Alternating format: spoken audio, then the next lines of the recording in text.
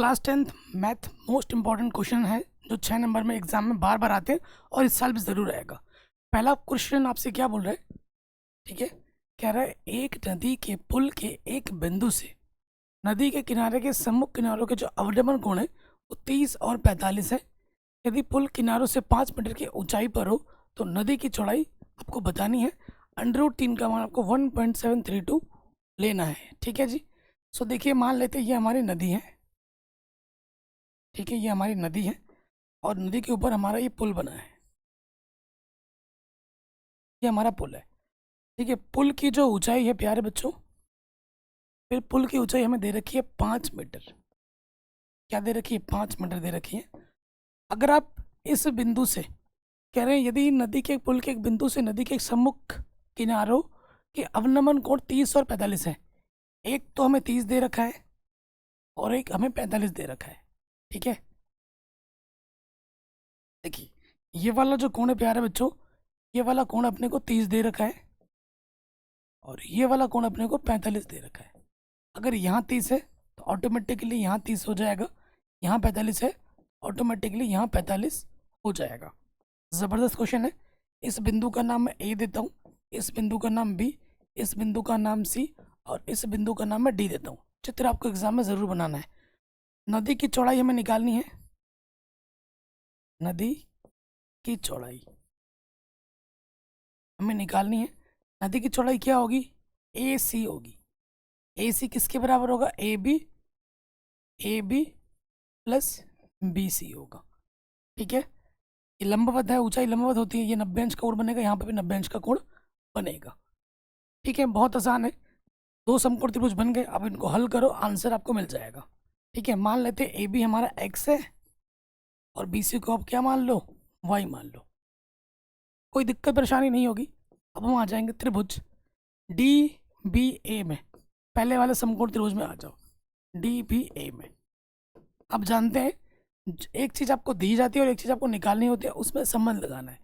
ये आपको दिया है, ये आपको निकालना है। कोण के सामने वाली भुजा क्या होती है? लंब। ये अपनी क्या आधार? लंब बटे आधार क्या होता है? tan theta. ठीक है, अपने पास क्या है? ए डी बी अपने को पता है और मुझे ए बी निकालना है, यानी कि लंब बट्टे आधार। लंब बट्टे आधार tan थीटा होता है। थीटा अपने पास 30 है, थीटा अपने पास क्या है? 30 डिग्री है। मान रखो डी बी हमारे पास 5 है और ए बी को हमने x माना है। tan 30 का मान 1/√3 होता है। रख दिया, इसकी गुणा इसके साथ होगी, इसकी गुणा इसके साथ होगी, कर दो तो x एकम x और ये हो जाएगा 5√3 मीटर। पहला वाला चीज़ अपने को मिल गया, x अपने को मिल गया। अब अपने को क्या चाहिए? y चाहिए। तो आ जाएंगे दूसरे वाले समकोण त्रिभुज में। ठीक है, यहाँ लिखेंगे त्रिभुज डी बी सी में, डी बी सी में, त्रिभुज डी बी सी में आ जाओ। तो देखो दोस्त, ये हमें पता है और ये हमें निकालना है। कोण के सामने वाली भुजा लंब होती है, तो ये हमारी क्या है? आधार है। तो यहाँ से आ जाएगा अपना डी बी बट्टे में क्या है दोस्त? B C. डी बी बट्टे बी सी, लंब बट्टे आधार tan थीटा। थीटा अपने पास क्या है? 45 है। ओके, सो यहाँ से क्या हो जाएगा प्यारे बच्चों? डी बी अपने पास 5 है, बी सी को अपने वाई माना है, tan 45 का मान 1 होता है। इसके बट्टे में कुछ नहीं तो मैं एक लिख सकता हूँ, तिरछी गुणा, इसकी गुणा इसके साथ भागा इसकी गुणा इसके साथ। तो यहाँ से क्या हो जाएगा? वाई एकम वाई और ये हो जाएगा 5 एकम 5 मीटर। समीकरण नंबर 2। तो हमें क्या निकालना है? हमें निकालना है x plus y. A B को आपने x बोला है, बी सी को आपने y बोला है। x और y के मान उठाकर आप यहाँ रख दो। x का मान आया है 5√3 और y का मान आया है 5। 5 अपना उभयनिष्ठ है, √3 बचेगा, 5 एकम 5। √3 का मान क्या रखना है? 1.732 रखना है, प्लस 1। तो ये हो जाएगा 5 गुणा 2.732। 5 से गुणा कर दोगे, 5 दूनी 10, हासिल लगा 1, 5 दिया 15 और 1 16, फिर से हासिल लगा 1, 5 7 35 और 1 36, हासिल लगा 3, 5 दूनी 10 और 3 13.3 स्थान के बाद, ठीक है। तो 13.66 इतना क्या आ जाएगा, मीटर आ जाएगा। ये होगी नदी की चौड़ाई। ये क्या हो जाएगी प्यारे बच्चों, नदी की चौड़ाई हो जाएगी। कोई दिक्कत, कोई परेशानी यहाँ तक नहीं होनी चाहिए। आगे बढ़ते हैं, अगला प्रश्न है, कह रहे हैं सिद्ध कीजिए। इसको आपको ये सिद्ध करना है, बहुत इंपॉर्टेंट है, बड़े नंबर में ही आता है एग्जाम में। सो देखो, इस प्रश्न में किसी सर्वसमीकरण का प्रयोग करके हल कीजिए ये सब नहीं बोला है, आपको करना पड़ेगा जहाँ उपयोगी लगे। तो ये चीज़ लाना है, ठीक है। कॉसेक क्या होता है, 1/sin। कॉट क्या होता है, कॉस बट्टा साइन। तो मैं यहाँ क्या लिखूंगा प्यारे बच्चों, यहाँ लिखूंगा बायां पक्ष लेने पर। जबरदस्त क्वेश्चन है, बायां पक्ष लेने पर। ले लो बायां पक्ष। क्या है अपना बायां पक्ष, कॉस ए माइनस का साइन ए प्लस 1, ठीक है, बट्टे में क्या दे रखा है, cos A plus sign A minus का 1। अब मैं क्या करूँगा, ऊपर अंश और हर दोनों में, हर एक पद में साइन से भाग दे दूंगा। हर एक पद में क्या करूँगा, साइन से भाग दे दूंगा।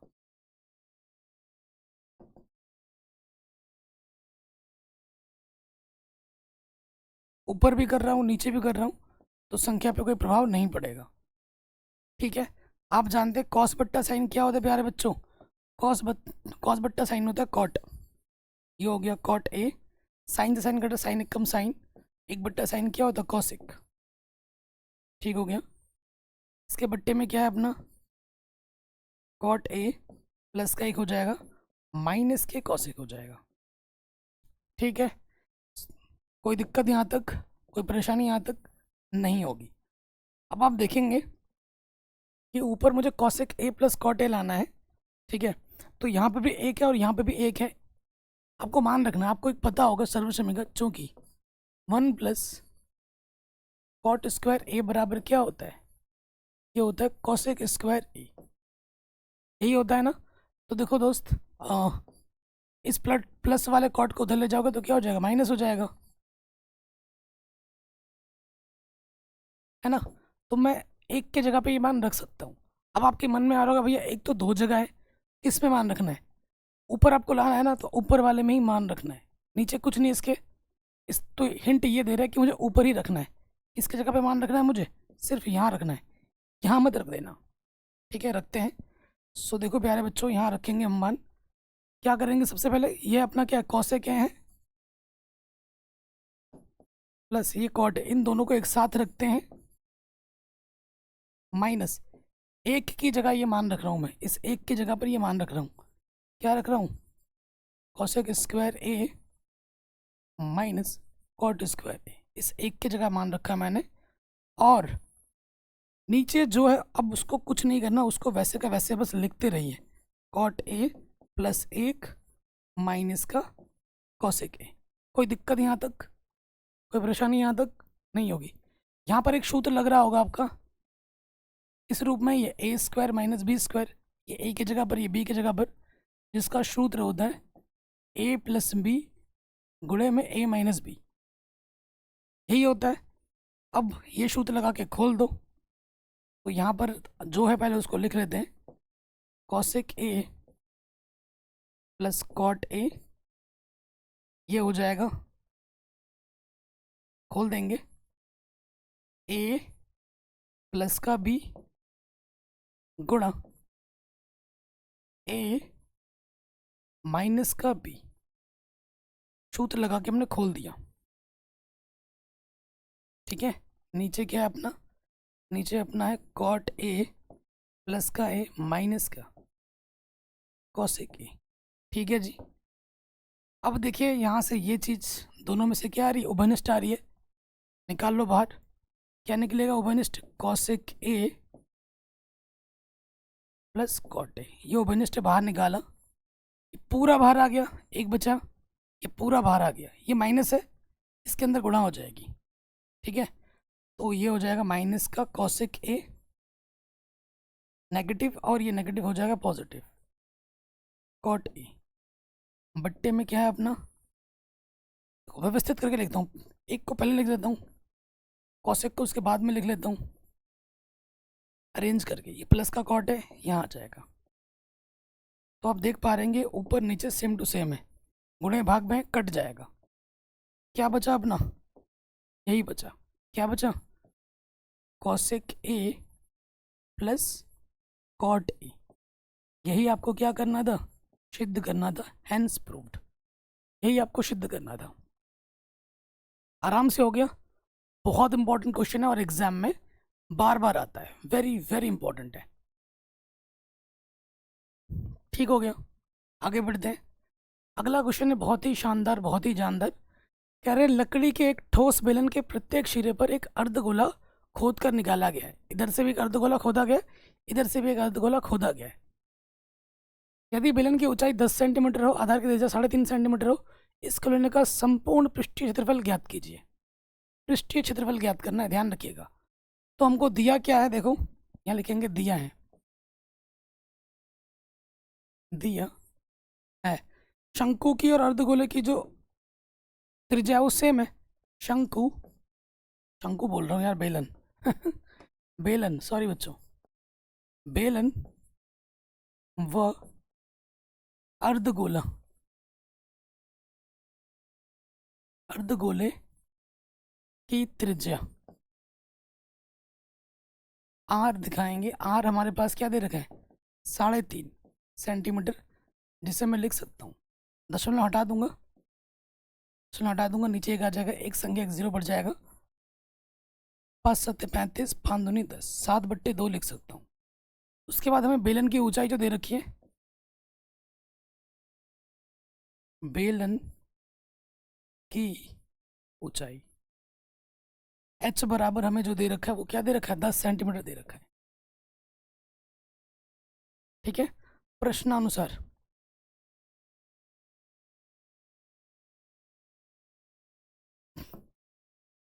प्रश्नानुसार हमें क्या निकालना है, ठोस का पृष्ठीय क्षेत्रफल, ठोस का पृष्ठीय क्षेत्रफल। ठीक है, क्या होगा ये अपने को बताना है। तो क्या हो जाएगा, बाहर बाहर से तुम पन्नी चढ़ा सकते हो, पृष्ठीय क्षेत्रफल निकालना, जहां जहां पृष्ठ है वहां वहां आपको क्षेत्रफल चाहिए। बाहर से क्या, बेलन, तो ये हो जाएगा बेलन का पृष्ठीय क्षेत्रफल प्लस इधर से एक अर्धगोला है, अंदर भी पन्नी चढ़ा सकते हो, इधर भी अंदर पन्नी चढ़ा सकते हो, प्लस 2 अर्धगोले का पृष्ठीय क्षेत्रफल, 2 अर्धगोले का पृष्ठीय क्षेत्रफल, ये हो जाएगा। तो बेलन का पृष्ठीय क्षेत्रफल क्या होता है, सूत्र 2πr/h,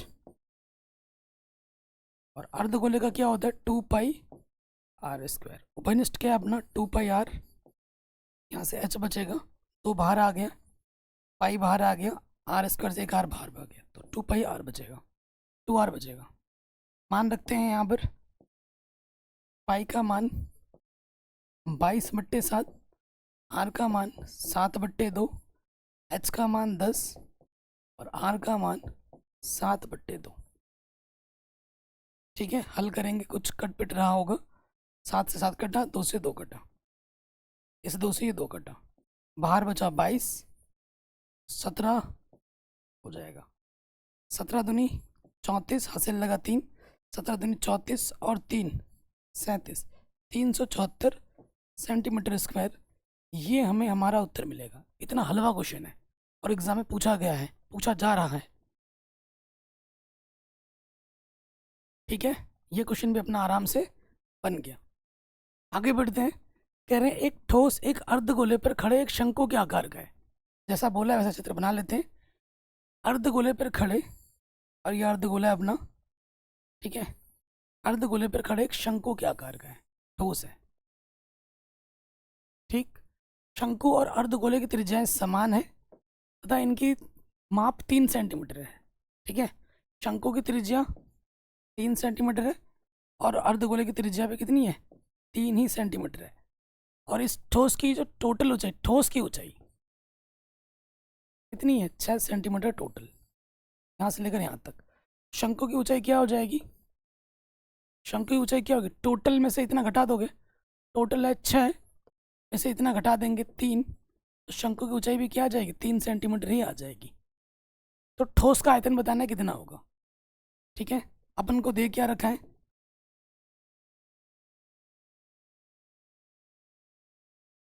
दिया है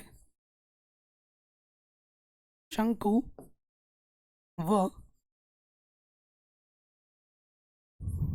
अर्धगोले की त्रिज्या r बराबर क्या दे रखा है दोस्त? 3 सेंटीमीटर दे रखा है। हमें चाहिए शंकु की ऊंचाई।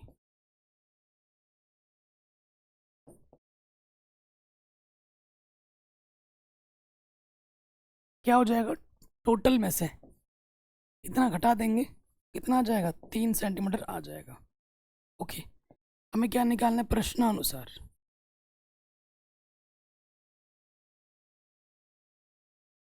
ठीक है, प्रश्नानुसार हमें क्या निकालना है? ठोस का आयतन निकालना है। तो यहाँ लिखेंगे ठोस का आयतन।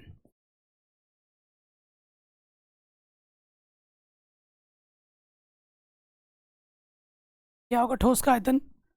अर्धगोले का आयतन प्लस शंकु का आयतन, सिंपल। तो यहाँ सूत्र आ जाएगा अर्ध गोले का आयतन प्लस शंकु का आयतन। ठीक, अब हम सूत्र रखेंगे और हल करेंगे। अर्धगोले का आयतन का सूत्र होता है 2/3 पाई आर क्यूब, शंकु का होता है 1/3 पाई आर स्क्वायर एच। तो बट्टे में 3 पाई आर स्क्वायर उभनिष्ठ है अपना, यहाँ से बचेगा 2r और यहाँ से बचेगा सिर्फ h। हल करते हैं। पाई का मान कुछ बोला नहीं तो 22/7 रखो। ठीक है, त्रिज्या अपने पास क्या है? 3 है, 3 गुणा 3 और इसके बट्टे में ऑलरेडी 3 है। 2r, r अपने पास क्या है? 3 है। h भी अपने पास 3 है। एक 3 से एक 3 कटा, 22×3=66/7 और 6 और 3 कितना हो जाएगा? 9। तो काटोगे, 6 नम 54 हासिल लगा 5, 6 नम 54, 54 और 5 59/7। ठीक है, आयतन निकालना है सेंटीमीटर क्यूब। चाहो तो थोड़ा भाग दे देना, जो आएगा आपका क्या हो जाएगा? उत्तर। ठीक है, बताइए कोई डाउट, कोई दिक्कत, कोई दुविधा नहीं होगी। तो ये क्वेश्चन भी आपका बड़े आराम से बन गया। अगला क्वेश्चन है सिंपल। क्या बोल रहा है? 7 सेंटीमीटर वाले एक घनाकार ब्लॉक के ऊपर एक अर्धगोला रखा हुआ है। जबरदस्त क्वेश्चन है, एनसीईआरटी का प्रश्न है। एक घनाकार ब्लॉक है अपने पास, चित्र जरूर बनाइए आप एग्जाम में। ये अपना घनाकार ब्लॉक है। ठीक है, ये अपना घनाकार ब्लॉक है जिसकी जो भुजा दे रखी है वो 7 सेंटीमीटर है। यहाँ से लेकर 7, लंबाई चौड़ाई ऊंचाई सब 7 है। ठीक है, एक इसके ऊपर एक अर्धगोला रखा गया है। ये हमारा अर्धगोला है। अर्धगोले का अधिकतम व्यास क्या होगा? भुजा के बराबर होगा। अगर ज़्यादा बड़ा रखेंगे तो कटोरी गिर जाएगी, है ना। इस ठोस का पृष्ठीय क्षेत्रफल ज्ञात करना है। जबरदस्त क्वेश्चन है। तो हमको क्या दे रखा है? घन की भुजा ये बराबर दे रखा है 7 सेंटीमीटर। इसीलिए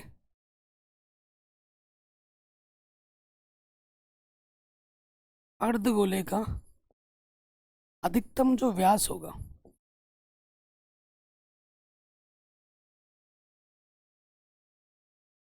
ठीक है, अधिकतम व्यास कितना हो सकता है? 7 ही हो सकता है। अगर व्यास 7 है तो अर्धगोले की त्रिज्या क्या होगी बच्चों? त्रिज्या क्या होती है? व्यास की आधी होती है, 7/2 सेंटीमीटर। अब आ जाते हैं क्वेश्चन पे। प्रश्नानुसार, प्रश्नानुसार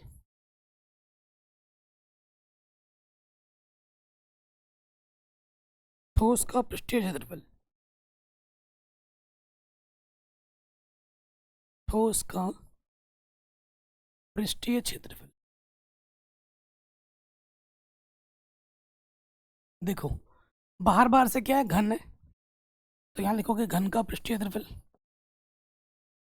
घन का पृष्ठीय क्षेत्रफल प्लस ऊपर से आपने क्या रख दिया, कटोरा रख दिया जो कि अर्धगोले का आकार का है, अर्ध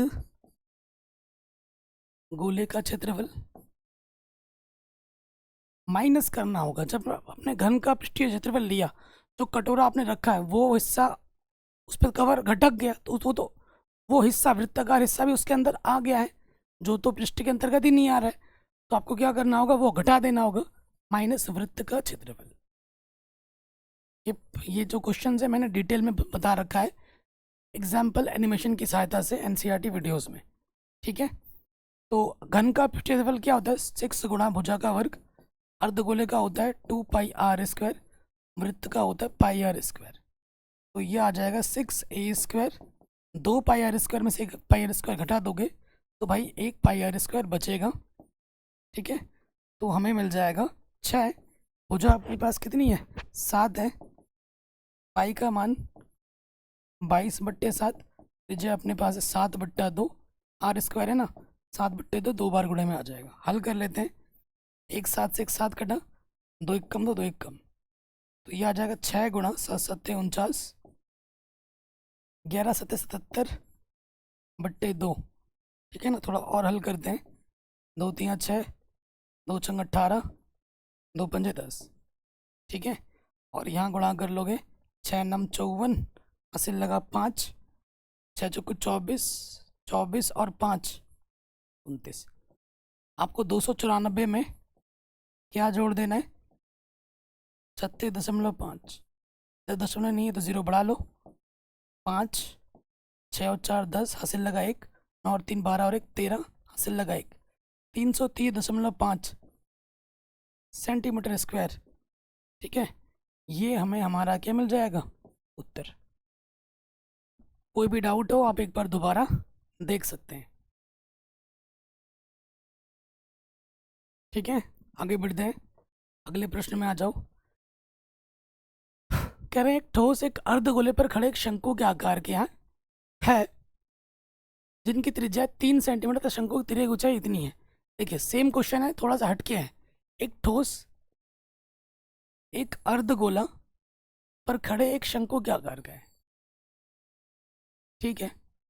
इसमें कुछ और चीजें बोल रहे हैं, तो यहाँ क्या बोल रहे हैं, जिनकी त्रिज्या 3 सेंटीमीटर है, दोनों की त्रिज्या है, इसकी त्रिज्या भी 3 सेंटीमीटर है शंकु की, और अर्धगोले की भी कितना है, 3 सेंटीमीटर ही है, ठीक है। और इसकी तिर्यक ऊंचाई, शंकु की तिर्यक ऊंचाई दे रखी है 3√2 सेंटीमीटर। इस ठोस का आयतन आपको निकालना है, ठीक है।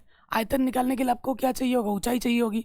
ऊंचाई नहीं दे रखी है शंकु की, शंकु की ऊंचाई आपको नहीं दे रखी है, जो कि आपको निकालना है, ठीक है। तो जो दिया है वो लिख लेते हैं, दिया है अर्धगोला, अर्धगोला व शंकु की त्रिज्या, दोनों की त्रिज्या सेम टू सेम है, सेम से ही दर्शाएंगे। आर बराबर क्या दे रखा है, 3 सेंटीमीटर, ठीक है। तिर्यक ऊंचाई दे रखी है, शंकु की तिर्यक ऊंचाई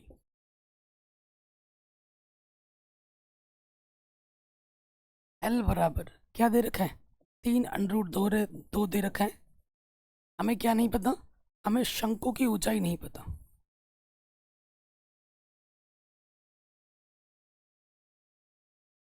शंकु की ऊंचाई h ये फिलहाल आपको नहीं दिया गया है, परंतु आप एक संबंध जानते हैं।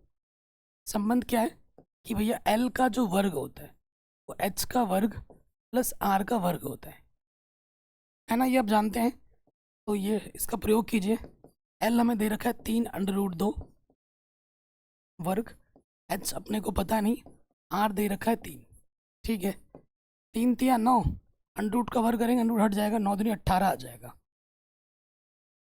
और 3 3 9, ठीक है। प्लस का 9 इधर क्या हो जाएगा, माइनस का 9, तो यहाँ 9 ही बचेगा, वर्गमूल निकालोगे 9 का, h निकालने के लिए h का मान क्या जाएगा, 9 का वर्गमूल कितना होता है, 3 होता है। जो h आपको पता नहीं थी वो कितनी आ जाएगी, 3 सेंटीमीटर आ जाएगी। h भी अपना 3 ही है, तो हमें क्या निकालना है, ठोस का आयतन निकालना है, सिंपल। तो आ जाते हैं, अतः ठोस का आयतन,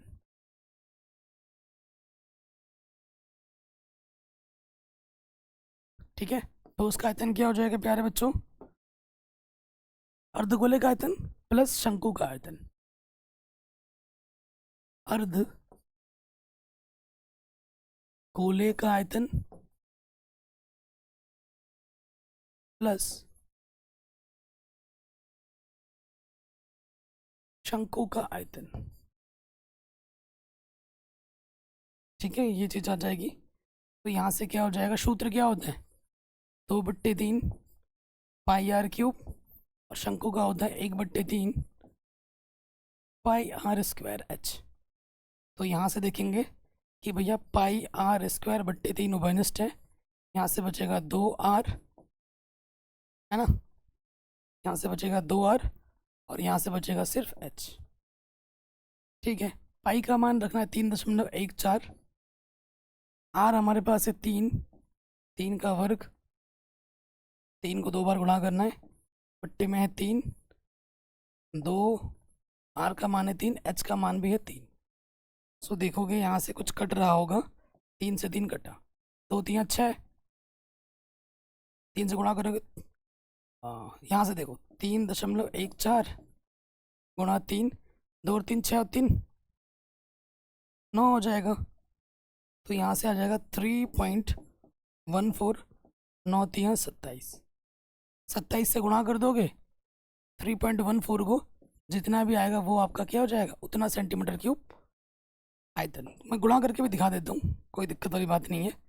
क्या अपने पास 3.14 है, गुणा करना है 27 से, करो 7 चौको 28, हासिल लगा 2, 7 कम 7 और 2 9, 7 3 21, 2 से करेंगे 4 दूनी 8, 2 1 कम 2, 2 3 6, 8 9 और 8 17, हासिल लगा 1, 3 और 1 4, 6 और 2 8, ठीक है।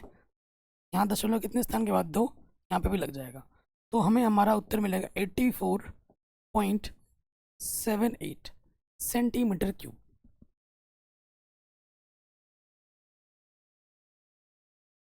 ठीक है। तो ये क्वेश्चन भी हमारा बड़े आराम से बन गया। तो ये क्वेश्चन जो है अभी जैसा क्वेश्चन किया ये बिल्कुल सेम वही क्वेश्चन है, बस यहाँ 2√2 कर दिया गया, वहाँ 3 था, यहाँ 2 कर दिया गया, बस क्वेश्चन बिल्कुल वही है। तो ये वाला क्वेश्चन मेरी तरफ से आप लोगों के लिए होमवर्क है, क्योंकि डिक्टो वही है, 3 की जगह 2 कर दिया गया है, वहाँ 3√2 यहाँ 2√2 है, बाकी सब कुछ वही है जैसा अभी किया। तो ये वाला होमवर्क हो गया मेरी तरफ से। अगले क्वेश्चन पे आ जाते हैं जो एग्जाम में बार बार आता है, हद से ज़्यादा इंपॉर्टेंट है और इस साल भी पक्का ज़रूर आएगा, ठीक है, बहुत इंपॉर्टेंट है। क्वेश्चन क्या बोल रहा है आपसे, 2 अंकों की एक संख्या और उसके अंकों को उलटने पर बनी संख्या का योग 99 है। यदि संख्या के अंकों का अंतर 5 है तो संख्या ज्ञात कीजिए और ऐसी कितनी संख्याएं हैं, ठीक है। बहुत ही ज़बरदस्त क्वेश्चन है, वेरी वेरी इंपॉर्टेंट है। देखो 2 अंकों की संख्या है, 2 अंकों की संख्या है ना, तो भैया एक इकाई का अंक होगा, एक दहाई का अंक होगा। मैंने मान लिया कि भैया इकाई का जो अंक है ना वो x है और दहाई का अंक मेरा क्या है, y है, मैंने मान लिया। यहाँ लिख देते हैं, माना माना इकाई का अंक x तथा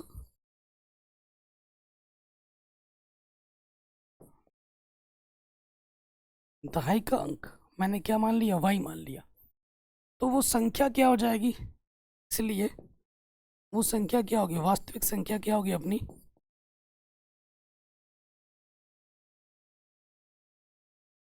वो संख्या क्या हो जाएगी, देखिए दहाई बोले तो 10, 10 को y से गुणा करेंगे 10y प्लस इकाई बोलो तो एक, एक गुणा एक्स, ये आपकी वास्तविक संख्या है। पलटने पर क्या हो जाएगी?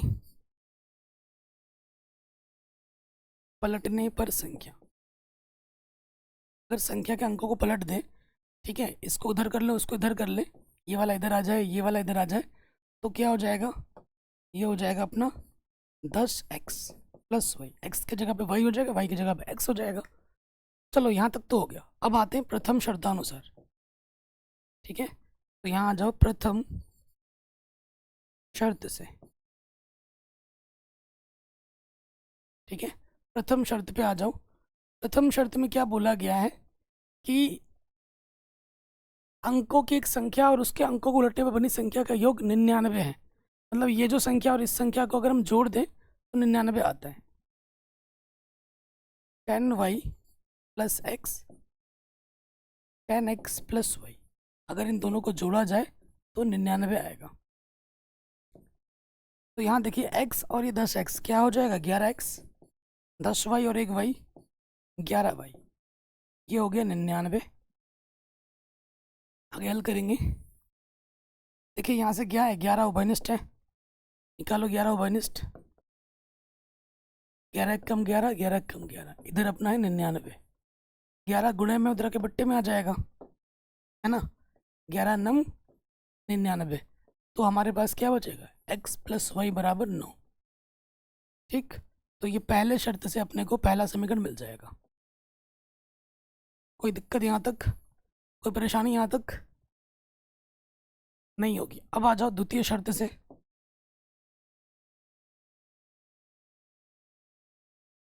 द्वितीय शर्त से, द्वितीय शर्त अपनी क्या है मेरे भाई? द्वितीय शर्त में ये बोला है कि संख्याओं का अंतर।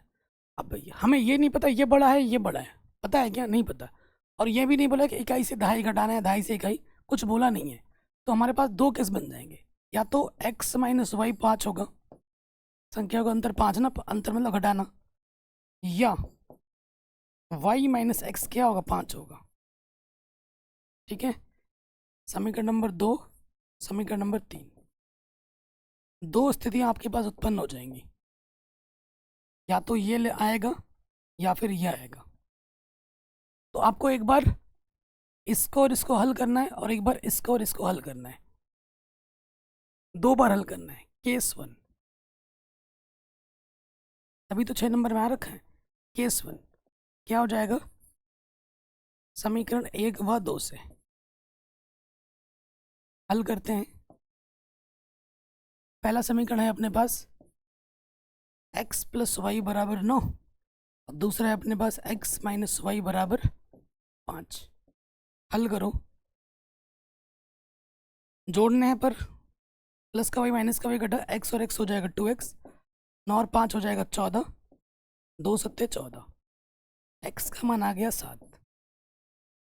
x का मान क्या आ गया? 7 आ गया।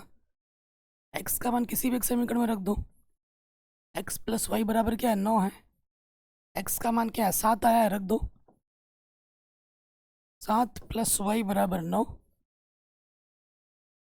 प्लस का 7 रखे माइनस का 7, तो वाई का मान क्या आ गया? 2।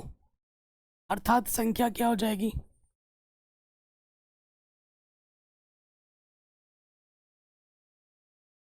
संख्या क्या हो जाएगी?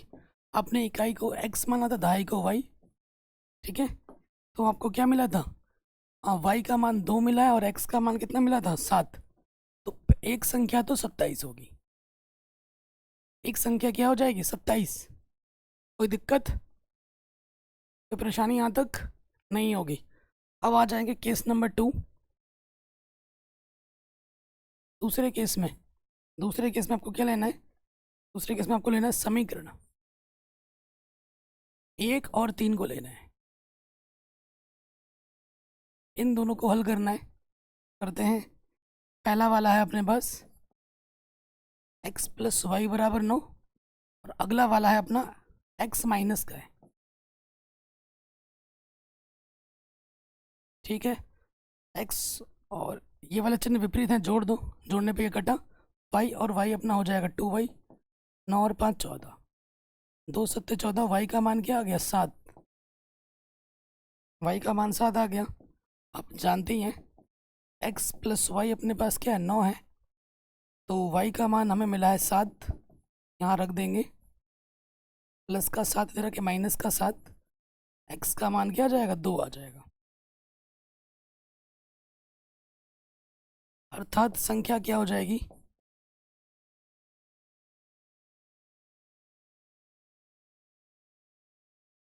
संख्या क्या होगी, इसको आपने x माना था, इसको आपने y माना था, ठीक, तो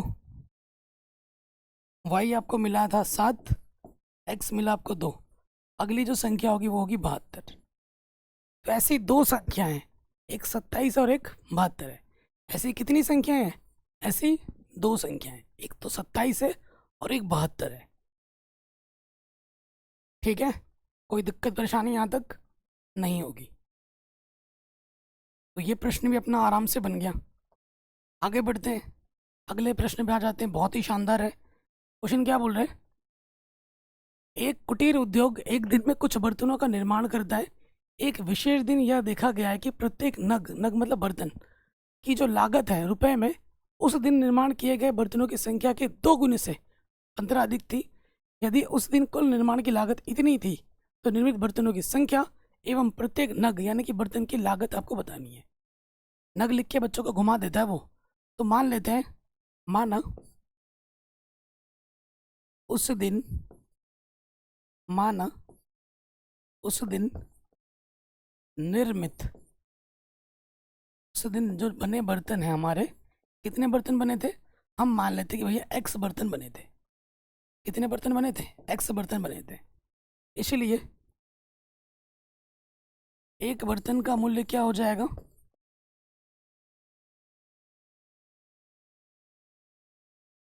एक बर्तन का क्या बोला है कि बर्तनों की संख्या के 2 गुने से 15 अधिक है। बर्तनों की संख्या x है, इसका 2 गुना करो, कितना अधिक है 15, अधिक बोले तो जोड़ना, यह है एक बर्तन का कीमत। तो एक दिन में जो कुल लागत है, यहाँ लिखेंगे प्रश्नानुसार,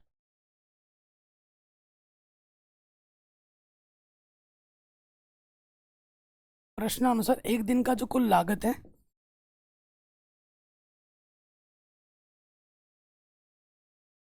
कितना है, 2250 रुपये। अगर मैं बोलूँ तुमने 10 रुपये के तुमने पेन खरीदे, एक पेन 2 रुपये की है, तुमने कितने पेन खरीदे, 5, 2 और 5 का गुणा किया 10 आ गया, है ना।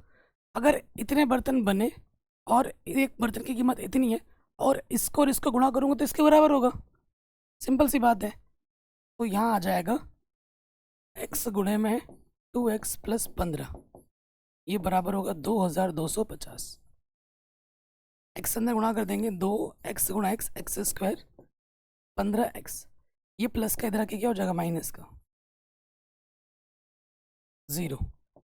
कोई दिक्कत यहाँ तक, कोई परेशानी यहाँ तक नहीं है। द्विघात समीकरण है। अब हमें क्या करना है प्यारे बच्चों, इसको हल करना है। हल करने की 2 विधि है, तो गुणनखंड विधि है और एक श्रीधराचार्य का नियम है। पहले गुणनखंड ट्राई कर लेते हैं। देखो ऐसी 2 संख्या लेनी है, एक्स स्क्वायर के गुणज की गुणा अचर पद से करनी होती है, लंबाई पड़ रहा है, करके देख लो।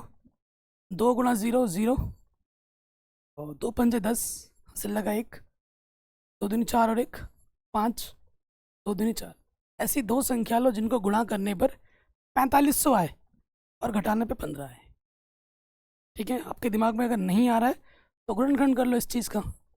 इससे कटेगा ये 5 से कटेगा, 5 नम 45, पीछे से 0, फिर 5 से कटेगा, 5 कम 5 4 बचा, 5 अट्ठे 40 0, फिर किससे कटेगा, 5 से कटेगा, 5 तिया 15, 5 छंग 30, 2 से कटेगा, 2 एक कम 2, 2 अट्ठे 16, 2 नम 18, 3 तिया 9, 3 एक कम 3। अब यहाँ से जोड़ा ऐसा बनाओ, 2 जोड़े ऐसे बनाने कि घटाने पे 15 आ जाए, घटाने पे क्या आ जाए 15 आ जाए। तो देखिए 5 तिया 15 तिया 45, ज़्यादा हो जा रहा है ना। अब और देखते हैं, 5 बचे 25, 25 दूनी 50 हो जा रहा है, घटाने पे क्या चाहिए 60, और घटाने पे 15 चाहिए। ओके करते हैं, 5 बचे 25, 25 पंजे 125, ज़्यादा हो जा रहा है, ठीक है ना। फिर यहाँ से देखो, 3 तिया 9, 9 दूनी 18, 18 दूनी 36, 3 तिया 9, 9 दूनी 18, 18 दूनी 36, ठीक है। और यहाँ से क्या आ रहा है, 5 बचे 25, 5 बचे 25 हो गया। अगर यहाँ से लेते हैं 25, और यहाँ से तो 5 दूनी 10, 10 दूनी 20, 20 तिया 60, तो ये 60 हो गया। और 5 बचे 25, तिया 75, 75 और 60, हाँ ऐसे बन रहा है 75 और 60, 75 और 60 सही बन गया। 75 और 60 की गुणा करोगे इतना आएगा, 75 में से 60 घटाओगे 15 आ जाएगा। तो ये गुणनखंड विधि से हो गया, ठीक है। 75 और 60, तो देखिए मान रखेंगे हम 2x², 75x घटाना है मुझे को 60x, और यहाँ पर क्या है 2 2 5 0, स्प्लिटिंग द मिडिल टर्म्स भी कहते हैं इसको। बीच वाले पद का हमने गुणनखंड कर दिया, ये टेक्निक होती है। यहाँ से एक जोड़ा बना है, यहाँ से एक जोड़ा बना है। पहले जोड़े से क्या ओवनिस्ट आ रहा है, जिसका भागा दोनों में जाएगा वो सिर्फ x है, 2 बचा, x² से 1x बाहर आ गया, 1x बचा, यहाँ से बचा 75, ठीक है। यहाँ से क्या ओवनिस्ट आएगा, यहाँ 2 है तो यहाँ से 30 ओवनिस्ट आएगा, 30, 30 दूनी 60, नेगेटिव है अंदर का चिन्ह बदल जाएगा, ठीक है। 3 सते 21,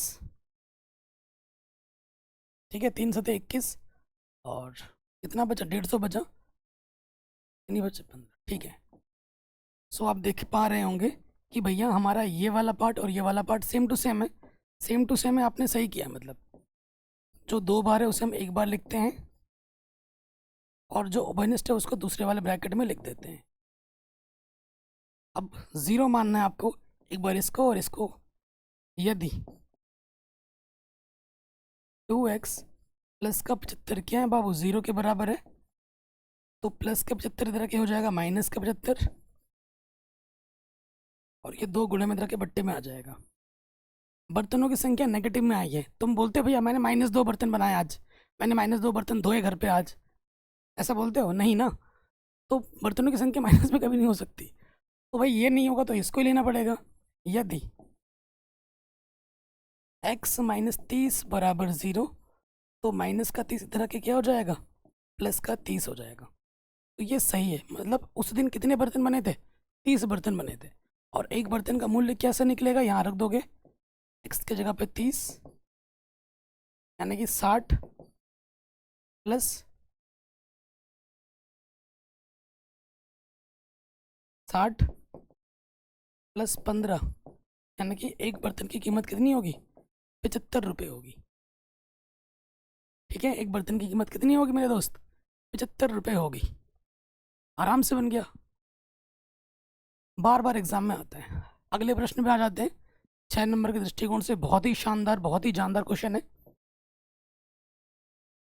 क्वेश्चन क्या बोल रहा है, एक भिन्न 1/3 हो जाती है जब उसके अंश में से घटाया जाता है, और यह 1/4 हो जाती है जब उसके हर में 8 जोड़ दिया जाता है, तो वो भिन्न ज्ञात कीजिए। तो मान लेते हैं, माना वह भिन्न कितनी है, माना उस वो भिन्न क्या है प्यारे बच्चों, x/y है, ठीक। ऊपर वाला अंश होता है और नीचे वाला अपना हर होता है, ये तो आप जानते ही हैं, ठीक है जी। प्रथम शर्त में आ जाओ। प्रथम शर्त से, प्रथम शर्त में क्या बोला गया है, जब उसके अंश में, आपके पास भिन्न क्या x/y है, जब अंश में से घटाया जाता है, ऊपर में से एक जब घटाओगे तो वो 1/3 हो जाती है, ठीक है। अब हमें तिरछी गुणा करना है, इसकी गुणा इसके साथ, इसकी गुणा इसके साथ करो, 3 गुणा x, 3x, 3 एक कम 3, y एक कम y, x और y को एक तरफ लिखते हैं, प्लस का y इधर के हो जाएगा माइनस का y, माइनस का 3 इधर के हो जाएगा प्लस का 3, पहला समीकरण प्रथम शर्त से। फिर आ जाओ द्वितीय शर्त में,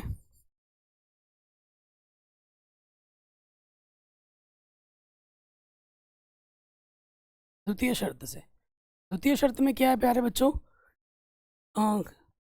1/4 हो जाती है जब उसके हर में 8 जोड़ दिया जाता है। आपके पास भिन्न क्या है, x/y है, वो 1/4 हो जाएगी जैसे उसके हर में कितना जोड़ दिया जाए, 8 जोड़ दिया जाए। जैसे हर मतलब नीचे वाले में 8 जोड़ते ही वो 1/4 हो जाएगी। तो देखो, इसकी गुणा इसके साथ होगी और इसकी गुणा इसके साथ, तो यहाँ क्या हो जाएगा देखो, 4 गुणा x, 4x बराबर, किसी भी संख्या की गुणा 1 से करने पे वही रहता है। x और y को एक तरफ लिखते हैं, प्लस का y इधर आके क्या होगा, माइनस का y। पहले शर्त से पहला मिला, दूसरे शर्त से दूसरा समीकरण मिला, हमें इनको हल कर देना है, x और y मिल जाएंगे। तो यहाँ लिखेंगे समीकरण 1 व 2 से। ठीक है, पहला समीकरण क्या है अपने पास मेरे भाइयों, 4x माइनस वाई बराबर 8, और अगला है अपने पास 3x माइनस वाई बराबर 3। y के गुणज समान है, हमारे लिए और आसान हो गया। ठीक है, समान चिन्ह पे क्या करते हैं, घटाते हैं, और घटाने पर नीचे वाला चिन्ह बदलता है, प्लस का माइनस, माइनस का प्लस, प्लस का माइनस, प्लस माइनस वाई कटा, 4 में से 3x घटाओगे 1x बचेगा, 8 में से 3 घटाएंगे 5 बचेगा। x का मान क्या आ गया प्यारे बच्चों, 5 आ गया। ठीक है, x का मान क्या आ गया, 5 आ गया। x का मान किसी भी एक समीकरण में रख दो। पहला वाला क्या है अपने पास, पहला वाला है 3x माइनस वाई बराबर 3 है, यहीं रख देते हैं। x का मान कितना है प्यारे बच्चों, 5 आया है। ठीक है, 3 × 5 = 15, प्लस का 3 इधर के माइनस का 3, माइनस का इधर के प्लस का y, तो y का मान क्या आ गया प्यारे बच्चों, 12 आ गया। ठीक है, तो भिन्न क्या हो जाएगा,